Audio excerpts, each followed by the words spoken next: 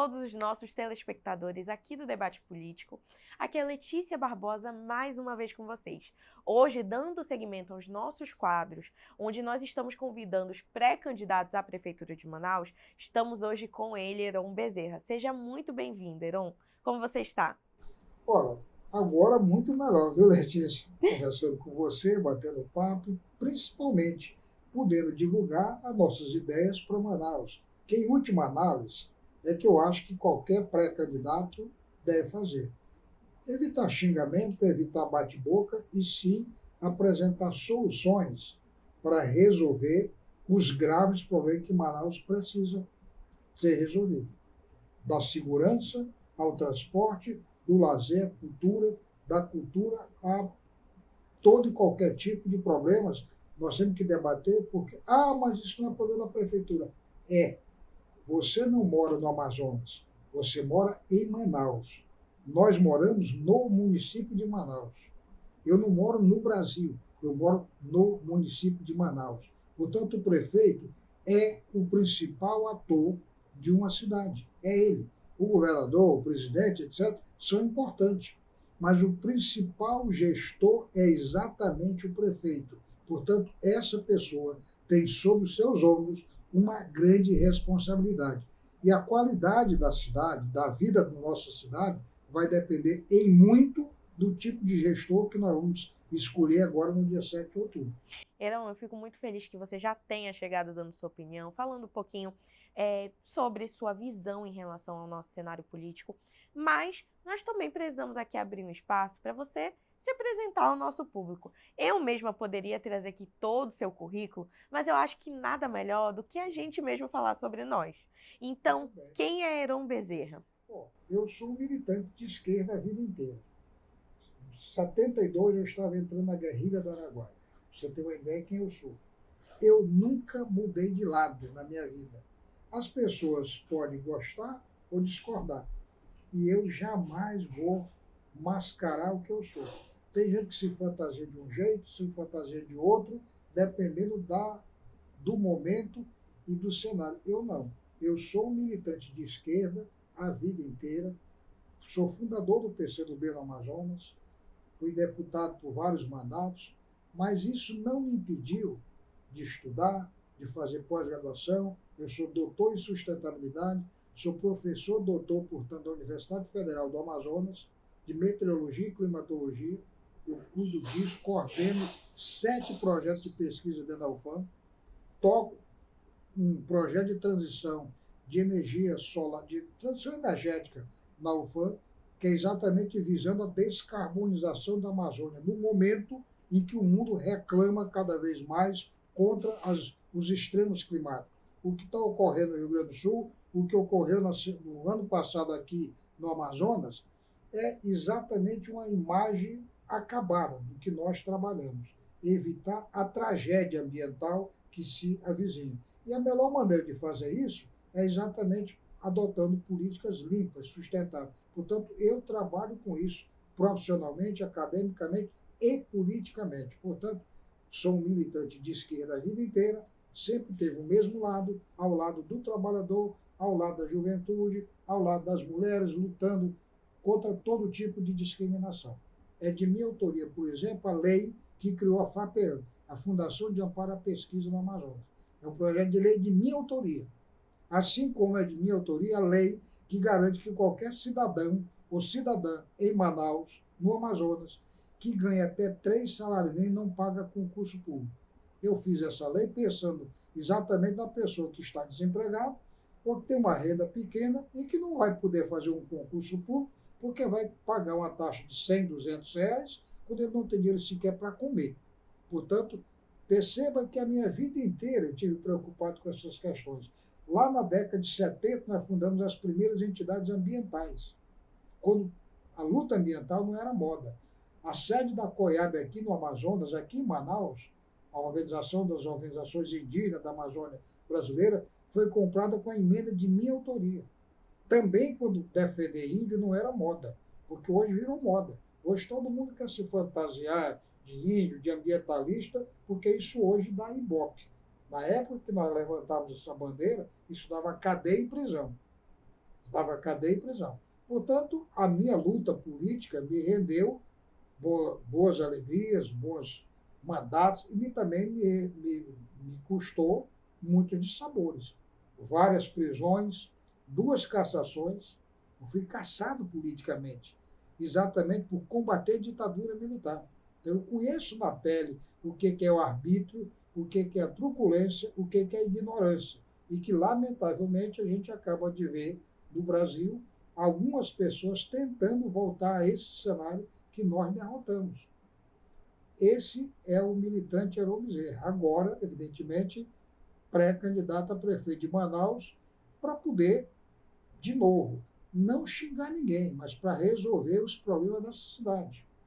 Eu apresentei um conjunto de ideias que eu vou brifar para você aqui, algumas delas, exatamente tentando resolver esses problemas. Manaus tem problema de toda a natureza, mas eu começaria pelo principal deles hoje, que é a insegurança. A gente falava agora há pouco de insegurança. Eu tenho dezenas de alunos, centenas de alunos na UFAM. Eles chegam comigo e dizem assim: professor, eu tenho 2 celulares, um vagabundo, que eu ando com ele na mão, e um melhorzinho no último bolso. Quando o ladrão chega, eu já entrego o vagabundo. Como é, Letícia, que eu posso aceitar que uma cidade rica, como é Manaus, a 4ª cidade mais rica do país per capita é Manaus. E para quem está nos ouvindo, eu vou dizer qual é a ordem de cidade per capita. Brasília, a cidade mais rica per capita do Brasil. A segunda é São Paulo. A terceira é o Rio e a 4ª é Manaus. E se a gente quiser pegar em riqueza absoluta, Manaus é a 5ª. Aí a ordem se inverte. São Paulo é a primeira, Rio é a segunda, Brasília é a terceira, Belo Horizonte é a 4ª e Manaus é a 5ª cidade mais rica do país. Como é que eu posso admitir que essa cidade milionária, bilionária, com 9 bilhões de orçamento, não consiga proteger a população? Então, o que nós vamos fazer?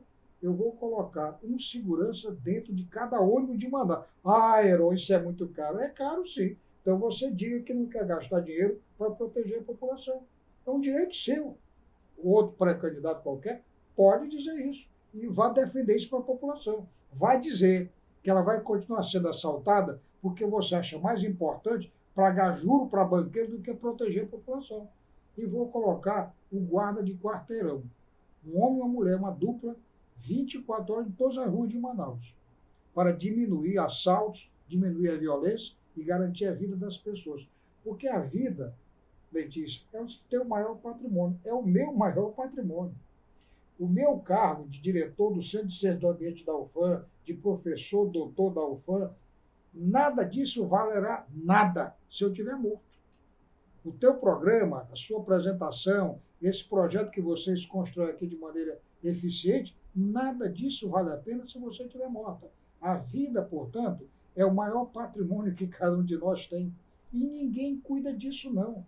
Mas, além da segurança ostensiva, nesse mesmo caminho, nós temos 2 outras ideias para consolidar a defesa da vida, que é, primeiro, alimento. Nós vamos criar um programa de alimentação em casa, que eu chamo de agricultura periurbana. Eu sou também engenheiro agrônomo de formação. É um assunto que eu conheço modestamente bem, até porque também fui secretário de Estado de Produção Rural. Então, eu conheço mais ou menos o que eu estou dizendo. Nós vamos ensinar as pessoas a produzir comida no quintal de casa ou na varanda do apartamento. Numa varanda de apartamento, uma tecnologia chamada agricultura periurbana, você pode produzir a comida básica que tu necessita. E, obviamente, estender de maneira muito agressiva, no bom sentido, a atenção básica de saúde, para evitar que você adoeça. Eu não quero cuidar de doentes, nós vamos ter que cuidar dos doentes naturalmente, mas a grande filosofia nossa é impedir que as pessoas adoeçam. Porque se as pessoas não adoecem, vai sobrar, inclusive, dinheiro para outras atividades. Então, saúde, extensão básica para evitar, saúde preventiva, medicina preventiva, a comida e segurança é o tripé para garantir a vida da população de Manaus, porque a vida é o maior patrimônio que eu e você temos. Nada é mais importante do que a nossa vida. Isso ninguém leva a sério. Ninguém leva a sério. Ou quando no muito é na brincadeira, é no pagode, é na fantasia, com aquele discurso demagógico de que bandido bom é bandido morto. Até quando não chega neles. Quando chega neles, aí o bandido vira bonzinho. Olha, Heron, agora a gente entendeu um pouco sobre suas propostas, sobre você. Nós sabemos que Manaus está em um cenário muito vasto em relação aos pré-candidatos. Temos aí uma possível campanha extensa, né? Ainda tem alguns cenários aí sendo finalizados, sendo realmente estabelecidos. Nós queremos saber como é que está a federação aqui em Manaus. Eu vou chegar lá. Mas deixa eu só te adiantar mais 2 ou 3 ideias importantes nesse debate que nós estamos travando, porque eu repito, em última análise, o prefeito ou a prefeita de Manaus tem que fazer isso. Independente se será o Heron, a Maria, o Raimundo, o Chico ou o Pedrinho. Transporte. Manaus é um caos. E não vai resolver esse problema enquanto não tiver metrô. No mundo inteiro, nenhuma cidade com mais de 1 milhão de habitantes resolveu o problema de transporte a não ser com metrô. E Manaus tem 2 milhões e 200 habitantes. Cidades como Buenos Aires tem metrô desde 1900, desde o século passado. Por que você acha que Manaus ainda não tem? Porque as pessoas não têm compromisso com a população. Eles governam para meia dúzia de pessoas. Tu já viu desbarrancar a Ponta Negra? Não. Desbarranca a periferia. Eu gravei um vídeo ensinando o prefeito, a prefeitura, para evitar desbarrancamento, que são coisa primária, que qualquer climatologista sabe fazer. Qualquer estagiário meu sabe como evitar isso. Por que a prefeitura não cuida? É porque não desbarranca locais chiques, desbarranca a casa da periferia. Vocês todos lembram daquele cenário hilário, né, de um prefeito de Manaus, por razões até humanitárias, vamos esquecer nomes aqui. Então morra, minha senhora. Sai daí ou então morra.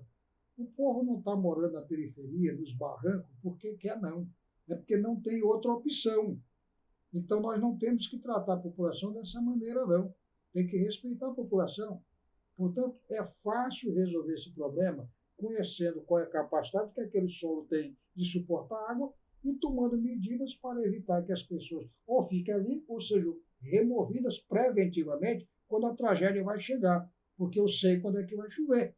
Então, não tem muita dificuldade, não. Então, metrô não se faz, em primeiro lugar, porque não há compromisso em resolver o problema. Segundo, porque a mediocridade é muito grande. Aí eu vou ser bem franco e sincero. E essa é uma das razões pelas quais eu não retirei a pré-candidatura, como muita gente pedia para retirar, em torno de uma hipotética unidade do campo da esquerda. Não.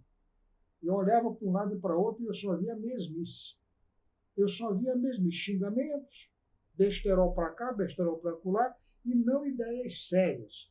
Como é que eu estou dizendo? Mas o metrô é muito caro sim. E a prefeitura tem dinheiro, mas mesmo que não tivesse dinheiro, que não é o caso, eu sei que vai buscar dinheiro. Eu não vou botar dinheiro da prefeitura para resolver isso, não.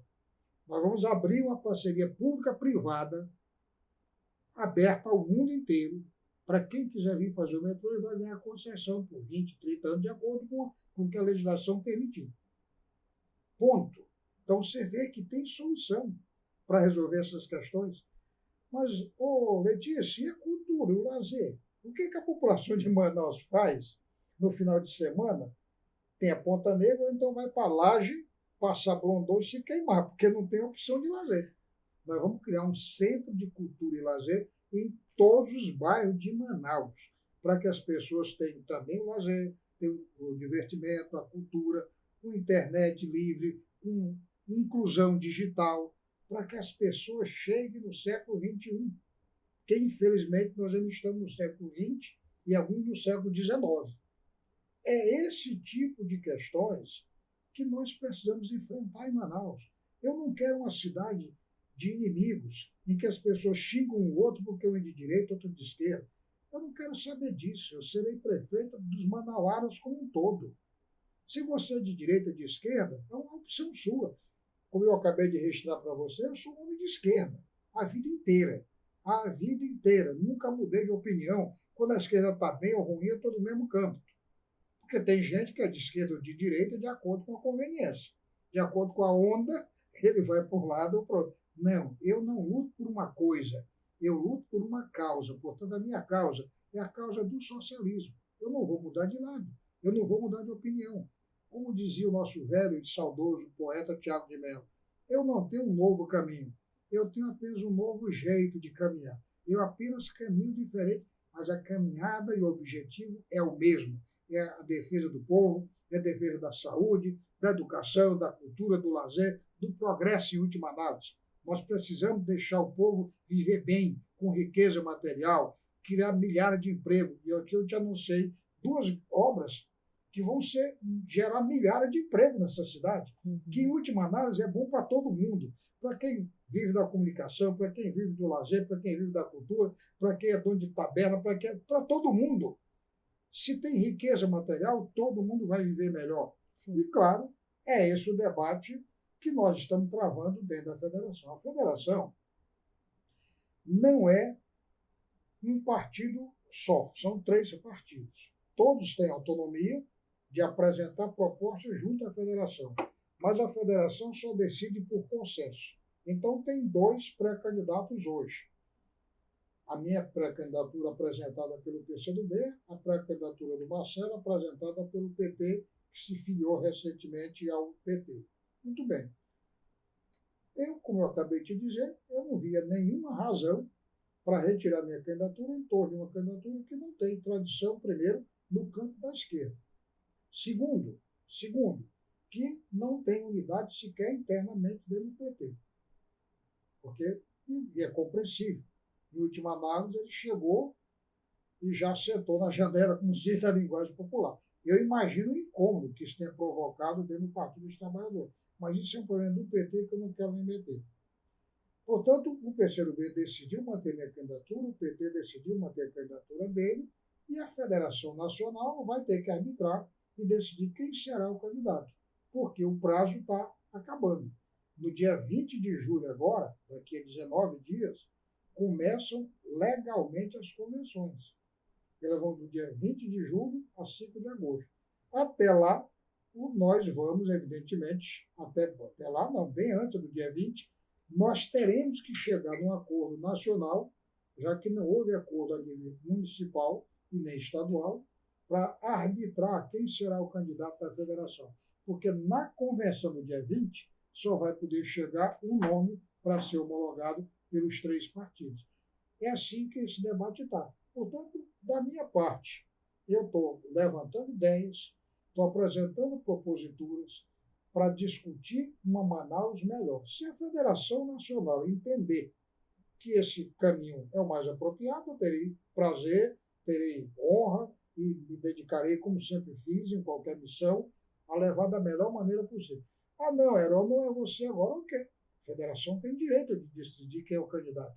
Da minha parte, nenhum problema. Agora, eu não retiro nada. Eu não tenho por hábito renunciar. Eu não tenho por hábito abandonar uma causa. Se eu pego uma causa, eu levo ela até as últimas consequências. E, democraticamente, vou me render à decisão da Federação Nacional, se assim for o entendimento dela, de que não serei eu o candidato, embora eu torça para ser o candidato. Você está deixando aqui muito claro a sua vontade realmente de se tornar um candidato enquanto pré-candidato, né? Mas no caso de ser o contrário, você vai seguir no arco de Marcelo Ramos ou não? Veja bem, a federação não é Marcelo Ramos, a federação é PCdoB, PT e PV. Eu, naturalmente, como militante, dirigente nacional e regional do PCdoB, nós vamos tocar a campanha que a federação decidir. Isso é um protocolo nosso. O PCdoB não tem por hábito também fingir que apoia.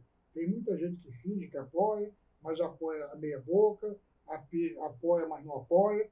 O PCdoB não. Por isso nós não brincamos com essa história.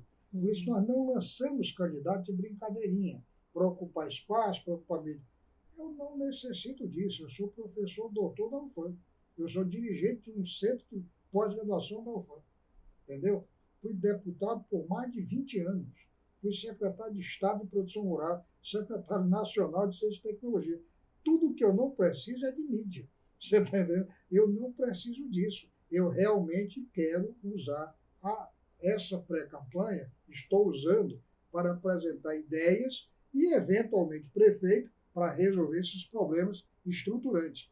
Porque eu não falei aqui, Letícia, das coisas mais simplórias, como, por exemplo, que a rua de Manaus não tem nome. Tu vai num bairro de Manaus, na periferia de Manaus, na Zona Leste, na Zona Norte, tá lá. Todo mundo tem lá o nome, né? Legalmente tem o nome. Mas aonde?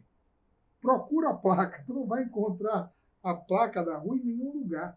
Eu pergunto a você, será que é difícil para uma prefeitura, com 9 bilhões de orçamento, colocar uma placa na rua? Placa, Rua Letícia Barbosa? Não é possível que seja tão caro assim, né?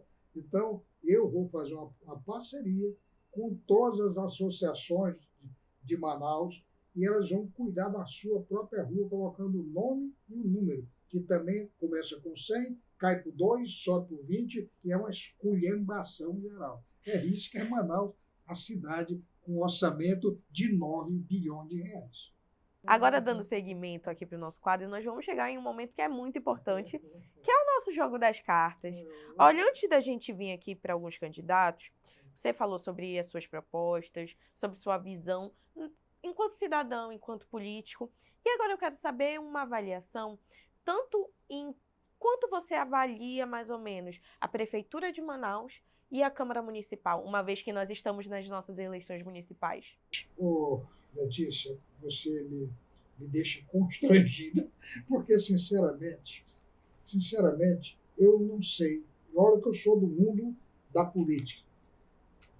Ontem eu conversava com alguns amigos, numa atividade que ele foi na atividade de campanha, de pré-campanha, e eu conversava com as pessoas assim, numa roda pequena, a maioria não sabia o nome de 3 vereadores de Manaus. E eu, que sou do mundo da política, eu te confesso que eu, com muito esforço, eu talvez consiga lembrar do nome de uns 10 vereadores. Isso revela o tamanho do estrago que é isso que tu acabou de perguntar. Portanto, a minha nota está dada nessa proporção. Eu não quero entrar se a pessoa de esquerda, de direita ou não. É que caiu muito a qualidade dos parlamentares. Você vê, a Câmara de Vereadores de Manaus já teve vereadoras do porte da Vanessa Graziotin, que virou senadora da República. Do Jefferson Pérez, que virou senador da República. Do Serafim Corrêa, que virou prefeito de Manaus. Já teve vereadores desse porte. E você vê hoje uma Câmara que, lamentavelmente, está abaixo do sofrível. Abaixo do sofrível. A prefeitura, por outro lado, eu pergunto a você, agora eu vou me entrevistar, me dê uma obra da prefeitura de Manaus.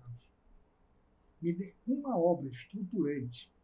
Me diga uma ação de impacto que a prefeitura de Manaus tem produzido para a cidade de Manaus. O que a população de Manaus espera dessa prefeitura? Portanto, como você já percebeu, a minha nota não pode ser abaixo de 5 para todo mundo. Está reprovado o meu conceito, e não é, vou repetir de novo, não é porque eu sou do PCdoB, um homem de esquerda, e a maioria deles são de direita, ou de centro, sei lá o quê. Não é por isso, não. É pela capacidade de ação que eles não apresentam. Eu já vi parlamentares de centro, de direita, eficientes, produtivos. Já vi gente de esquerda também que não serve para muita coisa. Também não é um só. Mas essa Câmara e essa Prefeitura, a meu modo de entender, pelos dados que eu estou aqui levantando, estão abaixo da crítica. Portanto, é de 5 para baixo para todo mundo. Dito isso, vamos para as cartas. Você quer que eu tire uma carta? Uma carta. E o que eu faço com essa carta? O senhor precisa mostrar para os nossos telespectadores e dar sua opinião sobre o candidato, ou pré-candidato, ou político. Assim? Assim. Assim que eu Isso. Esse é o Alberto Neto, deputado federal, né? Isso. PL, né? Pré-candidato. Pré-candidato a prefeito também, né? Isso. Pré-candidato a prefeito. Muito bem. Eu acho que o capitão Alberto é um desses quadros da direita, que pelo menos eles assim se apresentam, e é um direito dele ser de direita. Ninguém no meu governo vai ser discriminado por ser de direita ou de esquerda. A minha regra é o seguinte: não me interessa a cor do gato, desde que ele coma rápido. Então, eu não vou ter assessor de esquerda ou de direita, eu vou ter assessor competente. Sim. Se não prestar, vai ter que ser trocado de função, porque eu não quero lá ninguém para me bajular ou para bater palma, eu quero para ser eficiente. O capitão Alberto, salvo engano, é da Polícia Militar. O que ele fez até agora, com 8 anos de mandato como deputado federal, pela segurança da nossa cidade, que eu acabei de mencionar para você aqui, qual é o centro do problema? É a insegurança nessa cidade. Qual é a medida concreta que ele adotou nesses 8 anos de mandato como deputado federal pela segurança? Portanto, e qual é a proposta que ele está apresentando como pré-candidato a prefeito de Manaus para resolver a tragédia da segurança de Manaus? Porque eu não mencionei aqui, Letícia, outros episódios das pessoas alugarem uma casa. Eu conheço isso de amigos, de amigas que já me relataram isso. Alugar uma casa para uma pessoa e depois a pessoa chegar com ela e dizer, olha, eu não vou poder ficar na casa porque a família não sei da conta, do lote, sei lá o que, diz que eu não posso morar aqui. Onde é que eu posso aceitar, como prefeito de Manaus, que quadrilhas decidam onde moram ou não moram as pessoas? Que você pode alugar ou não tua casa para quem bem tem. Onde é que se pode aceitar isso? Então não tem mais Estado, não tem mais governo, seja no plano estadual, no plano municipal. Essa é que é a verdade. De 0 a 10 para o deputado. Aí é zero. Aí é zero.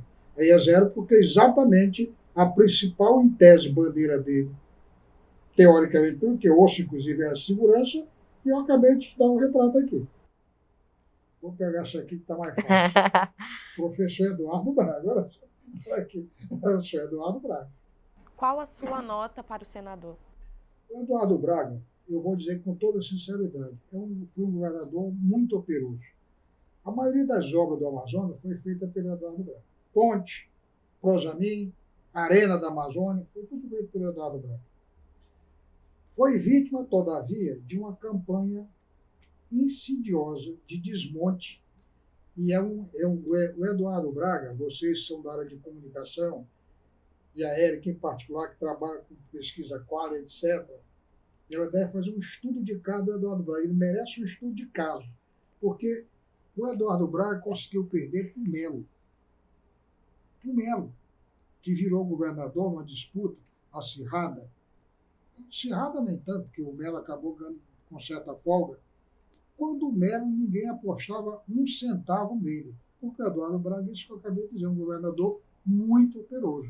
E aí, independente se a pessoa gosta ou não dele, não dá para negar que ele é um governador operoso. Por que ele perdeu tanto? Foi só o trabalho de desconstrução de imagem, que foi ardilosamente feita por pessoas que, inclusive, vivem do lado dele. Não é só isso, não. Para mim dizer que você é maluca e as pessoas acreditarem, tem que ter um sintoma em você que permita as pessoas acreditar nisso. Porque eu quero dizer, a Letícia é louca. Mas eu vou ser uma pessoa equilibrada, sensata. Não. Agora, se um dia tu começa a pintar o cabelo de roxo, não sei o que, no dia seguinte de vermelho, realmente aquela menina. Então tem algum dado que tem em você que pode levar as pessoas a acreditar naquela maneira. Então o Eduardo, repito, o governador foi muito eficiente, altamente produtivo, mas infelizmente perdeu, a meu modo de entender, o bonde da história pelas alianças que fez, pelos acordos que fez, e hoje está numa situação, a meu modo de entender, bastante difícil. Enquanto senador, de 0 a 10? Não, eu acho que o Eduardo continua. Eu não reprovaria o Eduardo. Eu daria nota 7 ao Eduardo. Acho que ele deixa muito a desejar, mas é muito mais o jeito dele, o perfil dele, mas eu não reprovaria o Eduardo. Ele teria um mandato aprovado na minha avaliação. Perfeito. Deixa eu pegar um aqui do meio, né?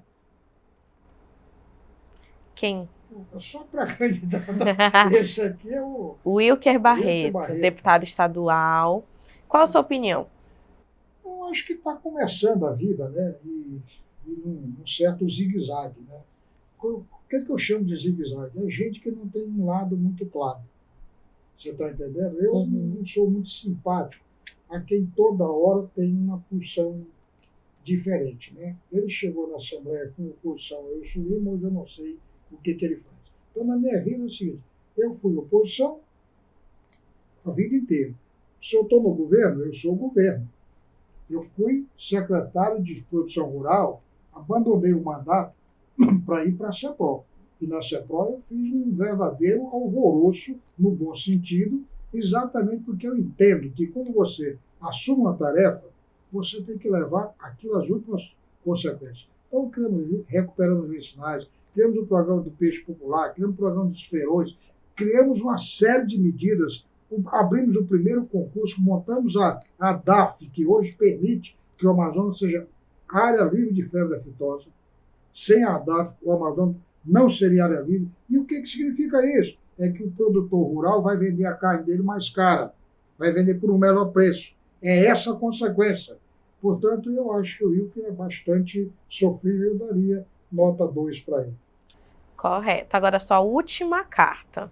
Vou tirar essa aqui que está diferente. Você marcou essa aqui que está com uma cor diferente. Esse aqui é o professor Roberto Cidade, né? Que é o nosso presidente da Assembleia. O Roberto Cidade, ele é do interior do Amazonas, né? Eu não sei bem, na verdade, qual é a pretensão dele de ser candidato a prefeito de Manaus. Porque eu acho que ele não tem trajetória aqui, né? Isso nenhum demérito, ao contrário.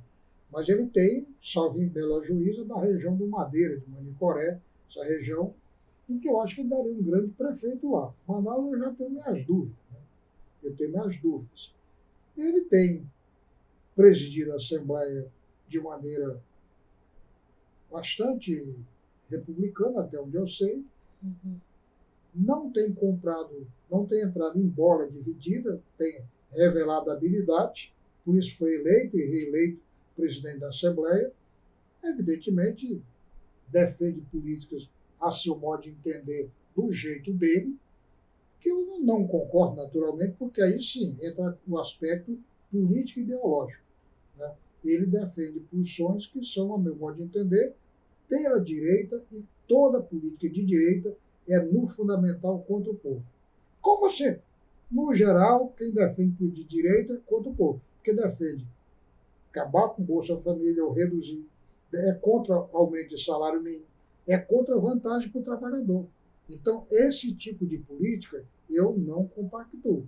Agora, considero que o Roberto Cidade tem tido uma postura bastante equilibrada com o presidente da Assembleia, portanto, eu daria nota 6 para ele, que eu acho que também não está reprovado no comando da Assembleia. Perfeito. Agora nós tivemos o nosso jogo das cartas, conhecemos um pouco mais do senhor como pré-candidato. Precisamos entrar em um momento da nossa entrevista, que é falar de uma situação que, de certa forma, é de conhecimento público, que teve muita notoriedade, que faz parte da sua trajetória política.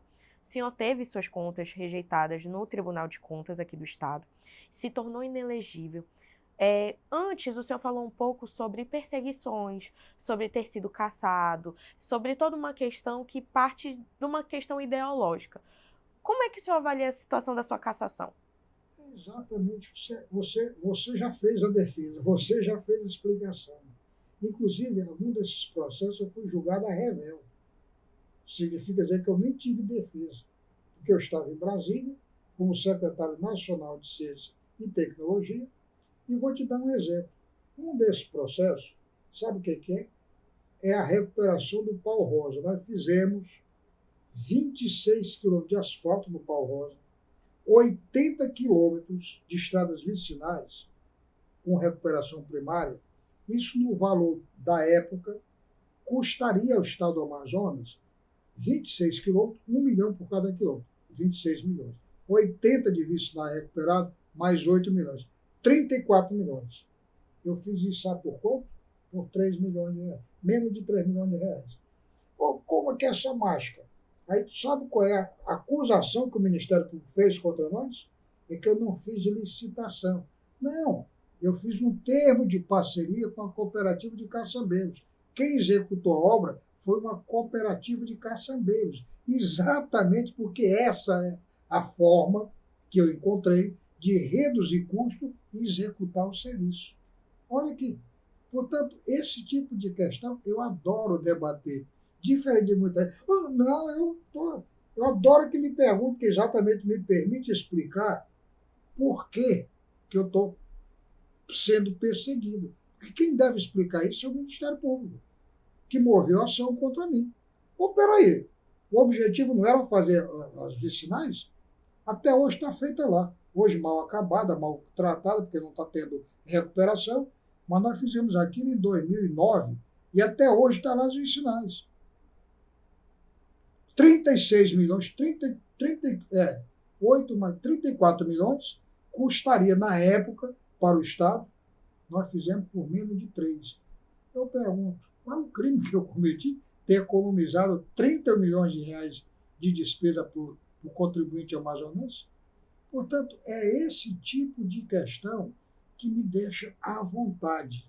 E por essa razão eu não tenho nenhum problema. Eventualmente, se a federação decidir que eu sou candidato, nós vamos discutir na justiça como resolver esse impasse, porque eu fui julgado à revelia, sem defesa. E por uma causa que, evidentemente, o Ministério Público jamais poderá comprovar qualquer tipo de improbidade. Porque improbidade não basta você dizer, é preciso demonstrar quanto é que você se apropriou de dinheiro, quanto é que você desviou, eventualmente. Isso é improbidade. Eu abri, foi minhas contas, eu mandei, foi meu sigilo bancário e fiscal para a justiça. Já que ele não consegue provar, eu fiz o contrário. Eu apresentei o meu sigilo fiscal. Olha, Letícia, como eu trato essas questões. Então, para mim, isso é absolutamente tranquilo de tratar com a mesma forma que eu apresentei ideias, eu apresento esse tipo de questão. Simples perseguição. Mas, infelizmente, esse é o ônus de quem entra na vida pública. Quem está na vida pública tem que saber que não tem só flores, que não tem só elogios, tem perseguições. Mesmo daqueles que eventualmente você ajudou, patrocinou, às vezes se revelam contra você, se voltam contra você pelas mais variadas razões. Portanto, eu tenho assim muita tranquilidade de tudo que nós fizemos. E esse é o exemplo mais acabado. Há um outro processo, sabe qual? Que nós contratamos servidores sem concurso. Primeiro foi autorizado pela PGE, exatamente para garantir a DAF funcionando. O que é a DAF? É a Agência de Defesa Sanitária. Serviço que não pode parar. Então, teve parecer da PGE para contratar os servidores, portanto, tudo serviço público. Não pode parar um serviço e o contrato privado estava acabando, porque nunca tinha tido concurso na CEPROL. Eu fui o primeiro secretário a fazer concurso na CEPROL. Portanto, enquanto não tinha concurso, você tinha que trabalhar com os servidores terceirizados, com empresa, etc, etc. Encerrou o contrato, nós pedimos prorrogação, a PGE autorizou, o Ministério Público entende que não podia mais prorrogar. De novo, uma confusão dessa natureza. Ou seja, coisas absolutamente formais. E mais grave, a meu favor, porque se eu faço uma obra que custa 34 milhões por 3, eu tenho que receber uma estátua, não uma comenda, e não uma punição. Você há de convir que qualquer pessoa normal vai compreender isso. Se você faz uma obra por 3 milhões, que custa 34, você tem que ser premiado e não punido. Mas, infelizmente, a lógica de quem não diz amém, para quem não diz amém, não é exatamente a mesma de quem bajula, de quem diz. E eu não bajulo ninguém. Eu só sorrio para quem eu tenho vontade de sorrir. E eu não elogio quem não merece elogio. Ponto. Isso é a minha trajetória de vida e eu não vou mudar, porque a vida inteira eu fui desse jeito. Esse foi o nosso debate político. Aqui nós conversamos sobre pontos primordiais sobre a sua pré-candidatura, para conhecer um pouco mais você. Espero que tenhamos aí outros momentos para conversar um pouco mais sobre política, sobre o cenário de Manaus. E agradeço a você, nosso telespectador, por ter ficado aqui conosco até o fim. Olha, abra esse espaço para você deixar uma mensagem para quem está nos assistindo e conto com a sua presença novamente. A mensagem final, eu não sei quanto tempo eu tenho aqui, o Marcos fica ali já buzinando o tempo todo. Mas, olha, primeiro agradecer a vocês pelo convite. agradecer a maneira carinhosa e profissional com que vocês tratam essa questão e agradecer a oportunidade de poder ter debatido de maneira franca, aberta e sincera o que eu penso para Manaus e o que eu penso dos meus eventuais adversários. Respeito todos, mas eu tenho um lado. O meu lado é o lado do trabalhador. O lado deles nem sempre é o lado do trabalhador. E eu espero, evidentemente, ser confirmado como candidato pela federação, e aí sim eu voltarei aqui com você para debater de maneira mais concreta, inclusive apresentando as equipes que vão tocar cada questão dessa. Eu apresentei aqui um conjunto de ideias, mas oficializado como candidato, nós vamos começar a tratar do programa propriamente dito, que é o custo, quanto isso vai custar, discutir alternativa também viária, colocar não só metrô, mas colocar sistema aquático de Manaus. Manaus tem rio para todo lado. Não tem sentido você vir do Puraquequara para o centro de Manaus de ônibus, ou mesmo de metrô. Você pode vir de barco. Você pode vir de barco. De maneira prazerosa, lendo, ouvindo música, etc. Então, tem muitas coisas que é preciso ser feito e que eu espero poder ter oportunidade, porque eu sou um devedor eterno de Manaus. Tudo que eu tenho, eu devo a Manaus. A minha formação, o meu trabalho, meus mandatos, tudo que eu tenho, eu devo a Manaus. Portanto, Manaus, eu nunca te abandonarei. Você até pode me abandonar eventualmente, mas eu jamais te abandonarei. Muito obrigado pela sua participação. Nós contamos com você nesse e no próximo debate político. Um grande abraço e até a próxima.